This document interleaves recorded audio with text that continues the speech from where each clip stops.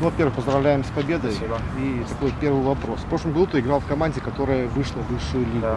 И сейчас ты играешь в команде, которая ставит целью выйти в высшую лигу.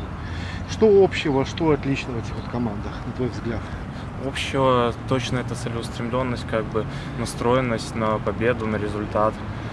Есть, конечно, и разные моменты, очень разные в плане организации, например, но я скажу, что Белшина достойна выйти в высшую лигу, и команда, которая движется вперед только и хочет достичь цели.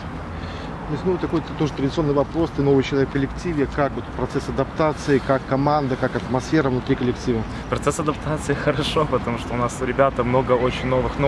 Осталось, наверное, с прошлого года человек 8-10, я не знаю сколько точно, но все как-то так притерлись друг к другу потихоньку. Конечно, на поле это чуть-чуть сложнее ощущается, сыгранности еще очень хорошей нет, но мы стараемся. Вот сегодня гол, я считаю, показательный был первый, мы разыграли, забили. Конечно, очень много не получается, но мы стараемся, самоотдачу оставляем, все силы на поле.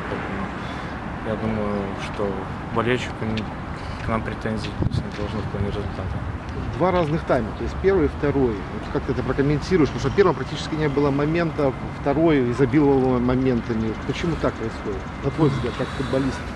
В первом тайме, мне кажется, может, силы еще, у всех сил много, все носятся, борются, очень такая игра непонятная, без моментов. Да, там буквально 2-3 момента за игру, и за первый тайм.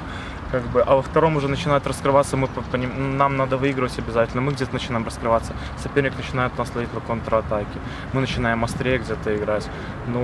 Поэтому, лучше, что нужно еще максимально прибавлять во втором тайме, потому что силы заканчиваются, образно говоря. Если мы с мячом больше, например, хотя сегодня принципиал поле не позволял, например, полностью контролировать, нам тоже пришлось где-то бить вперед, там бороться, там как-то выгрызать, продлевать. Хорошо, что выиграли. Я считаю, по делу моментов у нас больше было и подходов. Все вопросы на забитый гол, как это получилось. И тут гол забитый, надо посмотреть видео, там очень. Я даже, если честно, до конца не помню, но очень хорошо. Там пару пасов, гол. Конечно, вся команда. Было классно, честно сказать. И потом через минуту мог забить еще один. Да, мог, но так получилось, что лучше не вспоминать. Пожелаем всего хорошего. Таких ребят моментов больше не было. Спасибо большое. Спасибо тебе.